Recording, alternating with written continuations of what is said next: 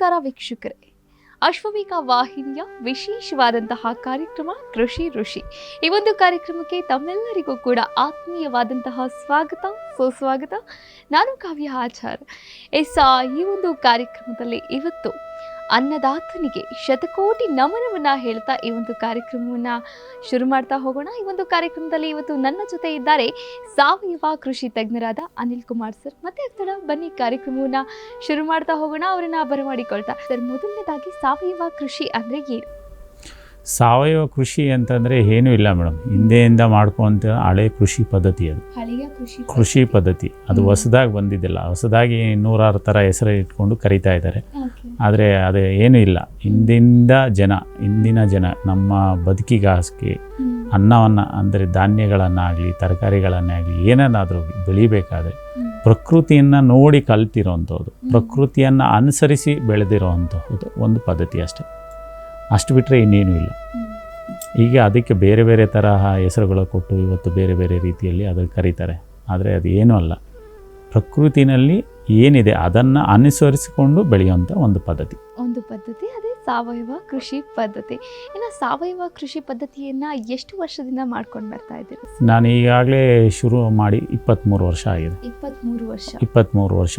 ಇದಕ್ಕೆ ಮುಂಚೆ ಒಂದು ಸ್ವಲ್ಪ ದಿನ ನಾನು ಕೆಮಿಕಲ್ ಫಾರ್ಮಿಂಗ್ ಅಂದರೆ ರಾಸಾಯನಿಕ ಪದ್ಧತಿಯನ್ನು ಮಾಡಿದೆ. ಅದು ಆವಾಗ ನನಗೆ ಇದ್ರ ಬಗ್ಗೆ ಅರಿವಿರಲಿಲ್ಲ, ಸಾವಯವ ಪದ್ಧತಿ ಬಗ್ಗೆ. ಯಾಕೆ ಅಂತಂದರೆ ನಾನು ಓದಿದ್ದೆಲ್ಲ BSc ಕೆಮಿಸ್ಟ್ರಿ. ಕೆಮಿಸ್ಟ್ರಿನಲ್ಲಿರೋದೆಲ್ಲ ಕೆಮಿಕಲ್ ಹಾಕಿದ್ರೇ ಇಳುವರಿ ಬರುವಂಥದ್ದು, HF ಹಸು ಕಟ್ಟಿದ್ರೇ ಹಾಲು ಈಲ್ಡ್ ಜಾಸ್ತಿ ಬರೋದು, ಮೇವು ಹಾಕಿದ್ರೇ ಅಂತ. ಆ ನಂತರದ ಒಂದು 2-3 ವರ್ಷದಲ್ಲಿ ನನ್ನ ಅನುಭವಕ್ಕೆ ಬಂದಿದ್ದೇನಂತಂದರೆ ಕೆಮಿಕಲಲ್ಲಿ ಎಲ್ಲಕ್ಕೂ ಸೊಲ್ಯೂಷನ್ಸ್ ಅಂದರೆ ಒಂದು ಪರಿಹಾರ ಇಲ್ಲ. ಪ್ರಕೃತಿನೇ ಬೇರೆ, ನಾವು ಮಾಡ್ತಾ ಇರೋದೇ ಬೇರೆ, ಪ್ರಕೃತಿಗೆ ವಿರುದ್ಧನೇ ಅಂತ ಅನಿಸಿತು. ಅದು ಅಷ್ಟು ಅನುಭವ ಬರೀ ಕೇವಲ 3 ವರ್ಷದಲ್ಲಿ. ನನ್ನ ಡಿಗ್ರಿ ಏನು ಅಂತ ವಿದ್ಯಾಭ್ಯಾಸ ಮುಗೀತು. ಆ ನಂತರ ನಾನು ವ್ಯವಸಾಯಕ್ಕೆ ಬಂದಾಗ ಒಂದು 3 ವರ್ಷದಲ್ಲೇ ನನಗೆ ಇದರ ಅನುಭವ ಬಂತು. ಓಕೆ, ಈಗ ಕೆಮಿಕಲನ್ನು ಬಿಟ್ಟು ನೀವು ಸಾವಯವ ಕೃಷಿ ಪದ್ಧತಿಯನ್ನು ಅಳವಡಿಸ್ಕೊಳ್ಳೋದಕ್ಕೆ ಸ್ಫೂರ್ತಿ ಏನು ಸರ್? ಸ್ಫೂರ್ತಿ ಇದರಲ್ಲಿ ಫೇಲ್ಯೂರ್. ಫಸ್ಟ್ ಕೆಮಿಕಲಲ್ಲಿ ಫೇಲ್ಯೂರ್ ಆಗಿತ್ತು. ಅಂದರೆ ಅದಕ್ಕೆ ಯಾವುದೇ ರೀತಿಯಂತಹ ಒಂದು ಇದು ಸಿಗದೇ ಇದ್ದಾಗ, ಅಂದರೆ ಏನು ಹೇಳ್ತೀರಾ ಅಂತಂದರೆ ಸೊಲ್ಯೂಷನ್ಸ್, ಅದನ್ನು ಒಂದು ಕಾಯಿಲೆ ಇರ್ಬೋದು, ಒಂದು ರೋಗ ಬಾಧೆ ಇರ್ಬೋದು, ಇಲ್ಲ ಒಂದು ಏನಾದರೂ ಸಮಸ್ಯೆ ಅದು ಕಾಣಿಸ್ಕೊಂಡಾಗ ಅದು ಕೆಮಿಕಲಲ್ಲಿ ಅದಕ್ಕೆ ಪರಿಹಾರ ಸಿಗಲೇ ಇಲ್ಲ. ಒಂದು ಆ ನಂತರ ಏನಾಯಿತು ಅಂತಂದರೆ ಬೆಳೆಗಳು ನಾವು ಬದಲಾವಣೆ ಮಾಡಿದ್ರೂ ಒಳ್ಳೆ ಇಳುವರಿ ಬರ್ತಾ ಇರಲಿಲ್ಲ. ಇದೊಂದು ಸಮಸ್ಯೆ. ನಂತರ ಆರೋಗ್ಯದ ಸಮಸ್ಯೆಗಳು. ಇವೆಲ್ಲನ ಯೋಚನೆ ಮಾಡಿ ಈ ಸಾವಯವ ಕೃಷಿ ನಮ್ಮ ಹಿಂದಿನ ಏನು ಪದ್ಧತಿ ಇತ್ತು ಅದನ್ನು ಅಳವಡಿಸ್ಕೊಳ್ಳಿಕ್ಕೆ ಯೋಚನೆ ಮಾಡಿ. ಅದಕ್ಕೆ ಮೂಲ ಕಾರಣ ಆಮೇಲೆ ಹೇಳ್ತೀವಿ. ಓಕೆ, ಇನ್ನು ಸಾವಯವ ಕೃಷಿ ಪದ್ಧತಿಯಲ್ಲಿ 23 ವರ್ಷದ ಅನುಭವ ಅಂತ ಹೇಳಿದ್ರೆ, ಈ ಒಂದು ಪದ್ಧತಿಯಲ್ಲಿ ಈ 23 ವರ್ಷದ ಅನುಭವದಲ್ಲಿ ಯಾವ ಬೆಳೆಗಳನ್ನು ಬೆಳೆದಿದ್ದೀರಾ ಸರ್? ಮೊದಲನೇದಾಗಿ ನಾನು ಸ್ಟಾರ್ಟ್ ಮಾಡಿದ್ದೆ ಸೀಮೆ ಬದನೆಕಾಯಿ. ಓಕೆ. ಆವಾಗ ಅದು ನಾಟಿ ತಳಿ, ಬೆಂಗಳೂರು ಲೋಕಲ್ ವೆರೈಟಿನೇ ಅಂತಲೇ ಇತ್ತು. ನಮ್ಮದು ದ್ರಾಕ್ಷಿ ಚಪ್ರ ಇತ್ತು. ದ್ರಾಕ್ಷಿ ಚಪ್ರದಲ್ಲಿ ನಮ್ಮ ತಂದೆಯವರು ದ್ರಾಕ್ಷಿ ಎಲ್ಲ ಬೆಳೀತಾಯಿದ್ರು. ಆನಂತರ ಒಂದು ಹಾಲಿಕಲ್ಲುಗಳನ್ನ ಸಮಸ್ಯೆ ಆಗಿ ದ್ರಾಕ್ಷಿನ ಬೆಳೆಯೋದು ಬಿಟ್ಟು ತರಕಾರಿ ಬೆಳೆಗಳನ್ನು ಬೆಳೀತಾಯಿದ್ರು. ತರಕಾರಿ ಬೆಳೆಗಳನ್ನು ಬೆಳೆದಾಗ ಹೆಚ್ಚಿನ ನಷ್ಟ ಉಂಟಾಗ್ತಿತ್ತು. ಅದನ್ನು ನಾನು ನೋಡಿದ್ದೆ, ನಾನು ಮಾಡಿದ್ದಿಲ್ಲ, ಅನುಭವ ಇಲ್ಲ ಅದರ ಬಗ್ಗೆ. ಅವ್ರು ನೋಡಿದ್ದೆ ಅಷ್ಟೇ, ತೋಟಕ್ಕೆ ಹೋದಾಗ ನೋಡ್ತಾ ಇದ್ದೆ ಅಷ್ಟು ಬಿಟ್ಟರೆ ನನಗೆ ಅನುಭವ ಅದ್ರ ಬಗ್ಗೆ ಏನೂ ಇರಲಿಲ್ಲ. ಏನು ಖರ್ಚು ಬರುತ್ತೆ, ವೆಚ್ಚ ಬರುತ್ತೆ, ಏನು ರೋಗ ಬರುತ್ತೆ ಅದ್ರ ಬಗ್ಗೆ ನನಗೆ ಅನುಭವ ಇರಲಿಲ್ಲ. ಬರೀ ಸುಮ್ಮನೆ ತೋಟ ನೋಡಿದ್ದೆ ಅಷ್ಟೆ. ಆನಂತರ ಕಳೆಗಳ ಸಮಸ್ಯೆ, ಭೂಮಿಯಲ್ಲಿ ಕಳೆಗಳ ಸಮಸ್ಯೆ ಜಾಸ್ತಿ ಆಯಿತು. ಆ ಕಳೆಗಳನ್ನು ನಿಭಾಯಿಸೋದಕ್ಕೆ ಹೆಚ್ಚಿನ ಸಂಖ್ಯೆಯ ಆಳುಗಳು ಬೇಕಿತ್ತು. ಅದರ ಸಮಸ್ಯೆಗಳು ಕಾಣಿಸ್ಕೊಂಡು ಇದೆಲ್ಲ ನಂತರ ನಮಗೆ ಏನು ಲಾಭ ಅನ್ನೋದು ಕಣ್ಣಿಗೆ ಕಾಣಿಸ್ತಾ ಇರಲಿಲ್ಲ, ನಷ್ಟನೇ ಕಣ್ಣಿಗೆ ಕಾಣಿಸ್ತಾ ಇತ್ತು. ಏನೇ ಮಾಡಿದ್ರೂ ಖರ್ಚು ಜಾಸ್ತಿ, ಆದಾಯ ಕಮ್ಮಿ ಅಂತ ಅಂದಾಗ ನಾನು ನನ್ನ ಡಿಗ್ರಿ ಏನು BSc ಡಿಗ್ರಿ ಕಂಪ್ಲೀಷನ್ ಆದ ನಂತರ ನಾನು ಬೇರೆ ಎಲ್ಲೂ ಕೆಲಸಕ್ಕೆ ಹೋಗಿದೆ. ತೋಟನೇ ಮಾಡಬೇಕು, ಏನಾದರೂ ಕೃಷಿನಲ್ಲಿ ಸಾಧಿಸಬೇಕು ಅಂತ ಹೇಳ್ಬಿಟ್ಟು ನಾನು ಆಯ್ಕೆ ಮಾಡ್ಕೊಂಡಿದ್ದು ಮೊದಲನೇ ಬೆಳೆನೇ ಸೀಮೆ ಬದನೆಕಾಯಿ. ಇನ್ನು ಸಾವಯವ ಕೃಷಿ ಪದ್ಧತಿಗೂ ಕೆಮಿಕಲ್ ಕೃಷಿ ಪದ್ಧತಿಗೂ ಏನು ವ್ಯತ್ಯಾಸ ಸರ್? ವ್ಯತ್ಯಾಸ ಸುಮಾರಷ್ಟಿದೆ, ಸಾಕಷ್ಟಿದೆ. ಸಾವಯವ ಕೃಷಿನಲ್ಲಿ ತಾಳ್ಮೆ ಬೇಕು ಫಸ್ಟು. ತಾಳ್ಮೆ ಅಂದರೆ ರೈತನಿಗೆ ಆದವನಿಗೆ ತಾಳ್ಮೆ ಇರಬೇಕು. ಕಾಲ ಪ್ರಕೃತಿನ ಅನುಸರಿಸ್ಕೊಂಡು ನಮ್ಮಲ್ಲಿರುವಂಥ ಏನು ಸೌಲಭ್ಯಗಳಿದೆ ಅದಕ್ಕೆ ಸೂಕ್ತಾನ ಅಂತ ನೋಡಿ ಬೆಳಿಬೇಕು. ಇದೆಲ್ಲ ನಮ್ಮಲ್ಲಿ ಕಡಿಮೆ ನೀರಿದ್ದು ಹೆಚ್ಚು ಬೆಳಿತೀನಿ ಅಂತ ಹೋದರೆ ಆಗೋದಿಲ್ಲ. ಹೆಚ್ಚು ನೀರಿದ್ದು ನಾನು ಜಾಸ್ತಿನೇ ಬೆಳಿತೀನಿ ಅಂತ ಹೋದ್ರೂ ಇದ್ರಲ್ಲಿ ಬರೋದಿಲ್ಲ. ಯಾವ ಬೆಳೆಗೆ ಎಷ್ಟು ನೀರು ಬೇಕು, ಎಷ್ಟು ನಾವು ಏನು ಮೆನ್ಯೂರು ಸಾವಯವ ಗೊಬ್ಬರಗಳು ಮೆನ್ಯೂರು ಅಂತಂದರೆ ನಾವು ಈ ಥರ ಇದನ್ನು ಕೊಟ್ಟರೆ ಅದು ಹೆಚ್ಚು ಫಲವತ್ತಾಗಿ ಬೆಳೆಯುತ್ತೆ ಮತ್ತು ಅದಕ್ಕೆ ರೋಗ ಬಾಧೆ ಬರೋದಿಲ್ಲ. ಇದನ್ನೆಲ್ಲ ತಿಳ್ಕೊಂಡು ಹೋದಾಗ ನಮಗೆ ಹೆಚ್ಚಿನ ಲಾಭ ಆಗುತ್ತೆ. ಅದು ಬಿಟ್ಟು ನಾವು ಅಂಗಡಿಯವನು ಹೇಳ್ದ ಕಂಪನಿಯವನು ಹೇಳ್ದ ಇದನ್ನು ಸ್ಪ್ರೇ ಮಾಡ್ಬೋದು, ಆ ಔಷಧಿಯನ್ನು ಸ್ಪ್ರೇ ಮಾಡ್ಬೋದು ಅಂತ ಹೋದಾಗ ಅದು ನಮ್ಮ ಜೊತೆ ಮಾತಾಡೋದಿಲ್ಲ. ನಾವು ಗಮನಿಸಬೇಕಷ್ಟೆ. ಯಾವುದೇ ಗಿಡ ನಮ್ಮ ಜೊತೆ ಮಾತಾಡೋದಿಲ್ಲ. ಸಂಪೂರ್ಣವಾಗಿ ಗಮನಿಸಿದಾಗ ಮಾತ್ರ ಅದಕ್ಕೆ ಏನಾಗಿದೆ, ಏನಾಗ್ತಾಯಿದೆ, ನಾವು ಮಾಡ್ತಾ ಇರೋ ತಪ್ಪುಗಳೇನು ಅನ್ನೋದು ಗೊತ್ತಾದರೆ ಅದನ್ನು ಪರಿವರ್ತನೆ ಮಾಡ್ಕೊಳ್ಳೋಕ್ಕೆ ನಮ್ಮ ಮನಸ್ಸು ಸಿದ್ಧ ಇರಬೇಕು. ಅದಕ್ಕೆ ತಾಳ್ಮೆ ಬೇಕು ಅಂತ ಹೇಳೋದು. ಆಗ ಏನಾಗುತ್ತೆ ಅಂತಂದರೆ ರಾಸಾಯನಿಕ ಕೃಷಿಯನ್ನು ಬಿಟ್ಟು ಕೆಮಿಕಲ್ ಫಾರ್ಮಿಂಗ್ ಅದು ಏನು ಸಾವಯವ ಕೃಷಿ ಮಾಡ್ತೀರಲ್ಲ, ಆಗ ನಾವು ಅದರಲ್ಲಿ ಏನಾದರೂ ಸಾಧನೆ ಮಾಡ್ಬೋದು. ಇನ್ನು ಸಾವಯವ ಕೃಷಿ ಪದ್ಧತಿ ಅಂತ ಕೂಡ ಹೇಳ್ತಾ ಇದ್ದಾರೆ. ಈ ಒಂದು ಪದ್ಧತಿಯಲ್ಲಿ ಜೀವಾಮೃತ ಅನ್ನೋದು ಕೂಡ ತುಂಬ ಮುಖ್ಯವಾಗಿರುವಂಥದ್ದು. ಜೀವಾಮೃತ ಹೇಗೆ ತಯಾರಿಸೋದು, ಹೇಗೆ ಮಣ್ಣಿಗೆ ಆ ಒಂದು ಫಲವತ್ತತೆ ಬರೋಕ್ಕೆ ಹೇಗೆಲ್ಲ ಪೋಷಣೆಯನ್ನು ಮಾಡಬೇಕಾಗುತ್ತೆ ಸರ್? ಸಾವಯವ ಪದ್ಧತಿಯಲ್ಲಿ ಮೊದಲನೇದಾಗಿ ಅಂತಂದರೆ ಜೀವಾಮೃತ ಒಂದಾದರೆ ಅದಕ್ಕಿಂತ ಮುಖ್ಯವಾಗಿ ಮಣ್ಣಿನ ಫಲವತ್ತತೆಗೆ ಮಣ್ಣನ್ನು ಹೆಚ್ಚು ಅಂದರೆ ಅದನ್ನು ಏನು ಉಳುಮೆ ಮಾಡೋದಾಗಲಿ, ಬಿಸಿಲಿಗೆ ಒಡ್ಡೋದಾಗಲಿ ಈ ಥರ ಏನೂ ಮಾಡಬಾರ್ದು ಫಸ್ಟು. ಮತ್ತು ಸಾವಯವ ಕೃಷಿಯಲ್ಲಿ ಮೊದಲನೇ ಇನ್ನೊಂದು ಏನಂತಂದರೆ ಮುಖ್ಯವಾಗಿರುವಂಥದ್ದು ಭೂಮಿಗೆ ಏನು ಬೆಳೆಯ ಪಳೆಯುಳಿಕೆಗಳಿರ್ತದೆ ಭೂಮಿಯಲ್ಲೇ ಬಿಡುವಂಥದ್ದು ಮತ್ತು ಭೂಮಿಗೆ ಸೇರಿಸುವಂಥದ್ದು. ಮತ್ತು ಹೆಚ್ಚಿನ ಹುಲ್ಲಿನ ಬೀಜಗಳು ಏನು ದ್ವಿದಳ ಧಾನ್ಯ ಏಕದಳ ಧಾನ್ಯಗಳಿದೆ ಅದನ್ನು ನಾವು ಬೆಳೆಸ್ಬಿಟ್ಟು ಅದನ್ನು ಗ್ರೀನ್ ಮೆನ್ಯೂರ್ ಅಂತ ಹೇಳ್ತೀರಿ, ಹಸಿರೆಲೆ ಗೊಬ್ಬರಗಳು.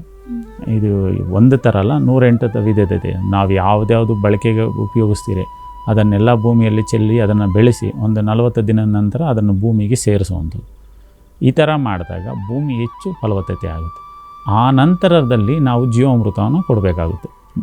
ಯಾಕೆ ಕೊಡಬೇಕು ಅಂತಂದರೆ ಈ ಗೊಬ್ಬರವನ್ನು ಸೂಕ್ಷ್ಮಾಣುಜೀವಿಗಳು ತಿಂದು ಜೀರ್ಣಿಸ್ಕೊಳ್ಬೇಕು ಅಂದರೆ ಅದು ಸೂಕ್ಷ್ಮ ಆಗಿರಬೇಕು. ಅದನ್ನು ಸೂಕ್ಷ್ಮಾಣುಜೀವಿಗಳ ಸಂಖ್ಯೆಯನ್ನು ಜಾಸ್ತಿ ಮಾಡಬೇಕಾಗುತ್ತೆ. ಈ ಜೀವಾಮೃತವನ್ನು ಆ ಭೂಮಿಗೆ ಹೆಸರೆಲೆ ಗೊಬ್ಬರಗಳು ಈ ಥರದ್ದೆಲ್ಲ ಸೇರಿಸ್ಬಿಟ್ಟು ಅದರ ನಂತರ ಇದನ್ನು ಭೂಮಿಗೆ ಕೊಡೋದ್ರಿಂದ ಅದರಲ್ಲಿ ಸೂಕ್ಷ್ಮಾಣುಜೀವಿಗಳು ಮತ್ತು ಎರೆಹುಳುಗಳು ತುಂಬ ಬೇಗ ಆಕ್ಟಿವೇಟ್ ಆಗುತ್ತೆ. ಭೂಮಿಯ ಆಳದಲ್ಲಿರುವಂಥ ಸೂಕ್ಷ್ಮಾಣುಜೀವಿಗಳೆಲ್ಲ ಮೇಲೆ ಬಂದು ಅದನ್ನು ಆಹಾರವಾಗಿ ಬಳಸ್ಕೊಂಡು ಪೋಷಕಾಂಶಗಳನ್ನು ರಿಲೀಸ್ ಮಾಡುತ್ತೆ, ಏನು ಗಿಡಕ್ಕೆ ಬೇಕಾಗಿರುವಂಥ ಪೋಷಕಾಂಶಗಳು. ಆಗ ಗಿಡ ಹೆಲ್ತಿಯಾಗಿ ಬೆಳೆಯುತ್ತೆ, ಹೆಚ್ಚು ಫಸಲನ್ನು ಕೊಡೋದಕ್ಕೆ, ಹೆಚ್ಚು ದೀರ್ಘಾವಧಿ ಉಳಿಯೋದಕ್ಕೆ ಸಹಾಯ ಮಾಡುತ್ತೆ. ಆದ್ದರಿಂದ ಜೀವಾಮೃತವನ್ನು ನಾವು ಬಳಸೋದಕ್ಕೆ ಅಲ್ಲಿಂದ ಆಚೆ ಸ್ಟಾರ್ಟ್ ಮಾಡೋಕ್ಕೆ. ಸಾವಯವ ಕೃಷಿ ಪದ್ಧತಿ ಹಾಗೆ ಸಾಮಾನ್ಯವಾದಂತಹ ಕೆಮಿಕಲ್ ಕೃಷಿ ಪದ್ಧತಿಗೂ ಇರುವಂತಹ ವ್ಯತ್ಯಾಸದ ಬಗ್ಗೆ ತಿಳಿಸ್ಕೊಟ್ರೆ, ಈಗ ಅಡ್ವಾಂಟೇಜಸ್ ಡಿಸ್ಅಡ್ವಾಂಟೇಜಸ್ ಏನಿರಬಹುದು ಇದ್ರ ಬಗ್ಗೆ ಹೇಳೋದಾದ್ರೆ? ಸಾವಯವ ಕೃಷಿ ಪದ್ಧತಿ ನಾನು ಮೊದಲೇ ಹೇಳ್ದಂಗೆ ಅದು ಹಳೆಯ ಕೃಷಿ ಹಿಂದಿನಿಂದನೂ ನಡ್ಕೊಂಡ್ಬಂದಿರೋವಂಥದ್ದು. ಅದು ನಾವು ಹೊಸದಾಗಿ ಮಾಡಿರೋವಂಥದ್ದಲ್ಲ, ನಾವು ಮರ್ತಿರೋವಂಥದ್ದು ಅಂತಲೇ ಹೇಳ್ಬೋದು. ಪದ್ಧತಿ ಅಂತಲೇ ಹೇಳ್ಬೋದು. ಯಾಕೆಂದರೆ ಈಗಿನ ವೈಜ್ಞಾನಿಕ ಪದ್ಧತಿಗಳು ಹೆಚ್ಚಿನ ಇಳುವರಿ, ಹೆಚ್ಚಿನ ಭೂಮಿಗೆ ರಾಸಾಯನಿಕಗಳನ್ನು ಸುರಿಯುವಂಥದ್ದು, ಬೇಗ ಸೀಸನ್ ಅಲ್ಲದೇ ಇದ್ರೂ ಆ ಸೀಸನಲ್ಲೇ ಬೆಳೆಯುವಂಥದ್ದು, ಹೆಚ್ಚಿನ ನೀರಾವರಿಯನ್ನು ಹಾಯಿಸುವಂಥದ್ದು, ಹೆಚ್ಚಿನ ಇಳುವರಿಗೋಸ್ಕರ, ಮತ್ತು ಹೆಚ್ಚಿನ ಕೆಮಿಕಲ್ಗಳನ್ನು ಸ್ಪ್ರೇ ಮಾಡುವಂಥದ್ದು. ಇದೆಲ್ಲದರಿಂದ ಭೂಮಿಯಲ್ಲಿ ಏನು ಪೋಷಕಾಂಶಗಳಿದೆ ಅದರೆಲ್ಲ ನಷ್ಟ ಆಗುತ್ತೆ. ಜೊತೆಗೆ ಈ ಪೋಷಕಾಂಶಗಳನ್ನು ನಷ್ಟ ಮಾಡೋದ್ರ ಜೊತೆಗೆ ಏನಿದೆ ಭೂಮಿಯಲ್ಲಿ ಸತ್ವ ಅದೆಲ್ಲ ಕಳ್ಕೊಂಡು ಈ ತರಕಾರಿ ಮತ್ತು ಹಣ್ಣುಗಳು ಮತ್ತು ಧಾನ್ಯಗಳಲ್ಲಿ ಈ ವಿಷಾನೇ ತುಂಬಿಕೊಂಡು ನಮ್ಮ ಆರೋಗ್ಯದ ಮೇಲೆ ದುಷ್ಪರಿಣಾಮಗಳನ್ನು ಜಾಸ್ತಿ ಮಾಡ್ತಾಯಿದೆ. ಇದರ ಸಲುವಾಗಿ ಈಗ ಹಣವನ್ನು ಎಷ್ಟೇ ಇಟ್ಕೊಂಡು ಆಸ್ಪತ್ರೆ ಮೆಟ್ಟಿಲು ಹತ್ತಿರೂ ನಮ್ಮ ಯಾವುದೇ ರೋಗ ಇವತ್ತು ವಾಸಿ ಆಗ್ತಾಯಿಲ್ಲ. ದುಡ್ಡಿದ್ದವರೆಲ್ಲ ಒಂದು ಕಾಲದಲ್ಲಿ ಬದುಕ್ತಾರೆ ಅಂತಿದ್ರು, ಆಸ್ಪತ್ರೆಯಲ್ಲಿ ಹೋದರೆ ಟ್ರೀಟ್ಮೆಂಟ್ ಇದೆ ಅಂತಿದ್ರು. ಇವತ್ತು ಯಾವ ದುಡ್ಡು ಎಷ್ಟು ತೊಗೊಂಡೋದ್ರೂ ಆಸ್ಪತ್ರೆಯಲ್ಲಿ ಟ್ರೀಟ್ಮೆಂಟ್ ಸಿಗ್ತಾಯಿಲ್ಲ. ಎಲ್ಲ ಆಸ್ಪತ್ರೆಗಳು ತುಂಬಿ ತುಳುಕ್ತಾ ಇದ್ದಾವೆ. ಎಷ್ಟು ಆಸ್ಪತ್ರೆಗಳನ್ನು ಕಟ್ಟಿಸಿದ್ರೂ ಸಹ ಸಾಕಾಗ್ತಾಯಿಲ್ಲ. ಇದು ಎಲ್ಲಕ್ಕೂ ಸೊಲ್ಯೂಷನ್ ಅಂತಂದರೆ ಸಾವಯವ ಪದ್ಧತಿ, ಸಾವಯವ ರೀತಿಯಲ್ಲಿ ಆಹಾರನ ಬೆಳೆಯೋದು, ಅದನ್ನು ಉಪಯೋಗಿಸ್ಕೊಳ್ಳುವಂಥದ್ದು, ಅದನ್ನು ಹೆಚ್ಚು ಬಳಕೆ ಮಾಡಿದಾಗ ಅವರ ಆರೋಗ್ಯನೂ ಅದರಿಂದ ಸುಧಾರಣೆ ಆಗುತ್ತೆ. ಮತ್ತು ವೇಸ್ಟ್ ಏನು ನಾವು ಈ ವಿಷಯಕ್ಕೆ ನಾವು ದುಡ್ಡನ್ನು ವೇಸ್ಟ್ ಮಾಡ್ತೀರಿ, ಹೆಚ್ಚು ಇಳುವರಿ ಆಸೆಗೆ ಏನೇನು ನಾವು ಎಲ್ಲ ತಪ್ಪುಗಳು ಮಾಡ್ತೀರಿ, ಆ ಬಳಕೆನೂ ಕಮ್ಮಿಯಾಗಿ ಅವನು ಆರೋಗ್ಯವಾಗಿರ್ತಾನೆ ಮತ್ತು ಆರ್ಥಿಕವಾಗಿ ಸದೃಢ ಆಗ್ತಾನೆ ರಾಸಾಯನಿಕ ಪದ್ಧತಿಯನ್ನು ಅಳವಡಿಸ್ಕೊಳ್ಳೋದ್ರಿಂದ. ಈ ಥರ ಮಾಡಿದಾಗ ಎಲ್ಲರೂ ದೇಶನೂ ಸುಭಿಕ್ಷವಾಗಿರುತ್ತೆ. ಇದು ಬಿಟ್ಟು ನಾವೇನಾದರೂ ಕೆಮಿಕಲ್ ಅಂತ ಹೋದಾಗ ಹೆಚ್ಚು ಹಣ ಬರುತ್ತೆ ನಿಜ, ಹಣದಿಂದ ಎಲ್ಲವನ್ನೂ ಖರೀದಿ ಮಾಡೋಕ್ಕಾಗ್ತಾಯಿಲ್ಲ. ನೀವು ಭೋಗ ವಸ್ತುಗಳು ಕಾರ್ ತೊಗೊಳ್ಬೋದು, ಮನೆ ಕಟ್ಟಿಸ್ಬೋದು, ಅರ್ಥ ಆಯ್ತಾ, ಬೇಕಾದ ಬಟ್ಟೆ ಬರೆ ಹಾಕ್ಕೊಂಡು ಓಡಾಡ್ಬೋದು, ಆದರೆ ಆರೋಗ್ಯನಂತೂ ಯಾರೂ ಖರೀದಿ ಮಾಡೋಕ್ಕಾಗಲ್ಲ. ನಮ್ಮ ಆರೋಗ್ಯ ನಮ್ಮ ಕೈಯಲ್ಲಿ. ಅದನ್ನು ನಾವು ಫಸ್ಟು ಮನಗಾಣಬೇಕು. ಅದನ್ನು ಅರ್ಥಕೊಂಡ್ರೆ ಸಾವಯವ ಪದ್ಧತಿನಲ್ಲಿ ಎಲ್ಲರೂ ಕೊನೆ ಪಕ್ಷ ದೇಶಕ್ಕಾದರೂ ಬೆಳೆಯೋದು ಬಿಟ್ಟು ಅವ್ರಿಗೋಸ್ಕರ ಆದರೂ ಒಂದು ಸ್ವಲ್ಪ ಬೆಳೆಯೋದನ್ನು ಕಲಿಬೇಕಾಗುತ್ತೆ. ಆ ಥರ ಮಾಡಿದಾಗ ಎಲ್ಲರ ಆರೋಗ್ಯ ಸುಧಾರಣೆ ಆಗುತ್ತೆ. ಅವರ ಆರೋಗ್ಯ ಸುಧಾರಣೆ ಆದರೆ ದೇಶದ ಆರೋಗ್ಯನೂ ಸುಧಾರಣೆ ಆಗುತ್ತೆ. ಎಸ್, ಕೊನೆಯದಾಗಿ ರೈತರಿಗೆ ಏನು ಹೇಳ್ತೀರಾ ಈ ಒಂದು ಸಾವಯವ ಕೃಷಿ ಪದ್ಧತಿಯ ಬಗ್ಗೆ? ಎಲ್ಲರಿಗೂ ಒಂದು ತಪ್ಪು ಕಲ್ಪನೆ ಇದೆ. ಸಾವಯವ ರೀತಿಯಲ್ಲಿ ಎಲ್ಲರಿಗೂ ದೇಶನ ಅಭಿವೃದ್ಧಿ ಕಾಣೋದಿಲ್ಲ, ಆರ್ಥಿಕವಾಗಿ ನಷ್ಟ ಆಗ್ತಾರೆ. ನಿಜ ಒಪ್ಕೊಳ್ತೀನಿ. ಯಾವತ್ತೂ ನಾವು ಈಗ ನಾವು ಬೆಳೆದಿರೋದೆಲ್ಲ ಎಲ್ಲರೂ ಕನ್ಸ್ಯೂಮ್ ಮಾಡ್ತಾಯಿಲ್ಲ, ತಿಂತಾಯಿಲ್ಲ. ನಾವು ರೈತರು ಏನು ಇವತ್ತು ಕೆಮಿಕಲಲ್ಲಿ ಈ ಟನ್ನುಗಳ ಗಟ್ಟಲೆ ಇಳುವರಿನ ಪಡಿತಾ ಇದ್ದಾರೆ, ಇದೆಲ್ಲರೂ ತಿಂತಾಯಿಲ್ಲ, ಎಲ್ಲರಿಗೂ ತಲುಪ್ತಾ ಇಲ್ಲ. ಅದರಲ್ಲಿ 50% to 60% ವೇಸ್ಟ್ ಆಗ್ತಾಯಿದೆ ಅಂತ ನನ್ನ ಅನಿಸಿಕೆ. ನಾನು ನೋಡೋದು ಹಂಗೆ ಮಾರ್ಕೆಟ್ಗಳಲ್ಲಿ ತೊಗೊಂಡೋಗಿ ಜನ ಫಂಕ್ಷನ್ಗಳಲ್ಲಿ ಮನೆಗಳಲ್ಲಿ ಇವತ್ತಿಗೂ ವೇಸ್ಟ್ ಮಾಡ್ತಾಯಿದ್ದಾರೆ. ಎಷ್ಟೋ ಜನಕ್ಕೆ ಬೇಡಿಕೆ ಇರೋ ಕಡೆ ಆ ವಸ್ತು ತಲುಪ್ತಾ ಇಲ್ಲ, ಬೇಡಿಕೆ ಇಲ್ದಿರೋ ಕಡೆ ಹೋಗುತ್ತೆ, ಅಲ್ಲಿ ಬಳಕೆ ಇಲ್ದಿರೋ ವೇಸ್ಟ್ ಆಗ್ತಾಯಿದೆ. ಸುಮ್ಮನೆ ಇವತ್ತು ನಾವು ಮನೇಲಿ ಇದನ್ನು ಮಾಡಬೇಕು ಅಂತ ತೊಗೊಂಡೋಗ್ತಾರೆ, ಅದನ್ನು 3 ದಿನ ಇಟ್ಟ ಮೇಲೆ ವೇಸ್ಟ್ ಆಗುತ್ತೆ. ಯಾಕೆಂದರೆ ಅದರ ಕೀಪಿಂಗ್ ಕ್ವಾಲಿಟಿ ಕಮ್ಮಿ ಇದೆ. ಇವತ್ತು ಏನು ಕೆಮಿಕಲಲ್ಲಿ ಬೆಳಿತೀರಿ ಆ ವಸ್ತುವಿನ ಕೀಪಿಂಗ್ ಕ್ವಾಲಿಟಿ ಕಮ್ಮಿ ಇದೆ, ಬೇಗ ಹಾಳಾಗುವಂಥ ಗುಣ. ಅದನ್ನು ಉಪಯೋಗಿಸಲಿಲ್ಲ ಅಂತಂದರೆ ಅದು ಕೊನೆ ಪಕ್ಷ ಅದು ಒಳಗಡೆ ಸತ್ವವನ್ನು ಕಳ್ಕೊಂಡು ಬೆಂಡ್ ಥರ ಆಗುತ್ತೆ. ಅದನ್ನು ಆವಾಗ ಎಲ್ಲರೂ ಬಿಸಾಡ್ತಾರೆ. ಆ ಥರ ವೇಸ್ಟ್, ಈ ಥರ ವೇಸ್ಟ್ ಜಾಸ್ತಿ ಆಗ್ತಾಯಿದೆ. ಆದರೆ ಸಾವಯವ ಪದ್ಧತಿಯಲ್ಲಿ ತುಂಬ ದಿನ ಅದರ ಸತ್ವಗಳನ್ನು ಕಳ್ಕೊಳ್ಳದೆ, ಅದರಲ್ಲಿ ಏನು ಪೋಷಕಾಂಶಗಳ ನಷ್ಟ ಆಗದೆ ತುಂಬ ದಿನ ಉಳಿಯೋದ್ರಿಂದ ಕೆಲವರು ಹೇಳ್ತಾರೆ ಅದ್ರ ಬೇಗ ಹಾಳಾಗುತ್ತೆ ಅಂತ. ಹೌದು, ಕೆಲವು ವಸ್ತುಗಳು ಬೇಗ ಹಾಳಾಗುತ್ತೆ, ಅದನ್ನು ಬೇಗ ಬಳಸಬೇಕು. ಕೆಲವು ವಸ್ತುಗಳಿಗೆ ಲೈಫ್ ಸ್ಪ್ಯಾನ್ ಇದೆ. ಆದರೆ ಅದು ಬಾಡಿದ್ರೂ ಬತ್ತಿದ್ರೂ ತಿನ್ನಬೇಕು. ಯಾಕಂದರೆ ಅದರಲ್ಲಿ ಏನು ಸತ್ವಗಳಿರೋ ಪೋಷಕಾಂಶಗಳು ನಷ್ಟ ಆಗಿರೋದಿಲ್ಲ, ಆಮೇಲೆ ಚೇಂಜಸ್ಸು ಆಗಿರೋದಿಲ್ಲ. ಅದೇ ರುಚಿ ಅದೇ ಕ್ವಾಲಿಟಿ ಕೊಡ್ತದೆ. ನೋಡೋದಕ್ಕೆ ಶೇಪಲ್ಲಿ ಮಿಸ್ಶೇಪ್ ಆಗಿರ್ಬೋದು, ಅಷ್ಟು ಬಿಟ್ಟರೆ ಅದೇ ಸತ್ವನೂ ಅದರಲ್ಲಿ ತುಂಬಿಕೊಂಡಿರುತ್ತೆ, ಬಿಸಾಡೋ ಅಂಥ ಪ್ರಮೇಯ ಬರೋದಿಲ್ಲ. ಮತ್ತು ಅದನ್ನು ಯೂಸ್ ಮಾಡೋರಿಗೆಲ್ಲರಿಗೂ ಹೆಚ್ಚಿನ ಪೋಷಕಾಂಶಗಳು ದೊರೆತು ಆರೋಗ್ಯವಾಗಿರ್ತಾರೆ.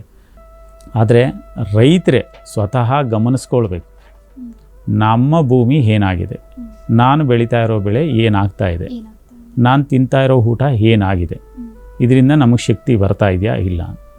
ಆ ಥರ ಅವರು ಮನಗಾಂಡು ಅವರು ಪರಿವರ್ತನೆ ಆಗಿ ನಂತರ ಅವರು ಫಸ್ಟು ಬೆಳೆಯೋದಕ್ಕೆ ಪ್ರಯತ್ನ ಪಡಬೇಕು.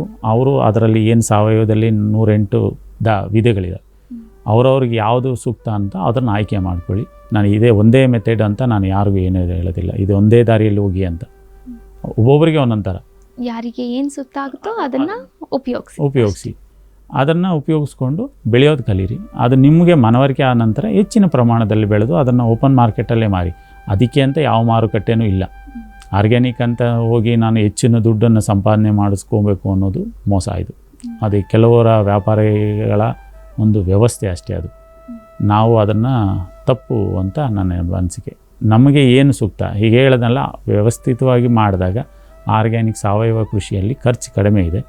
ನಮಗೆ ಎಷ್ಟು ಒಂದು ಬೆಲೆಗೆ ಮಾರಿದ್ರೆ ನಮಗೆ ಅದರಲ್ಲ ಅಂದರೆ ಖರ್ಚು ವೆಚ್ಚಗಳು ಕಳೆದು ಒಂದು ಸ್ವಲ್ಪ ಉಳಿಕೆ ಆಗುತ್ತೆ. ಅದನ್ನು ನೋಡ್ಕೊಂಡು ನಾವು ಮಾರೋದ್ರಿಂದ ನಮ್ಗೆ ಅದರಲ್ಲಿ ಏನು ತೊಂದರೆ ಇಲ್ಲ.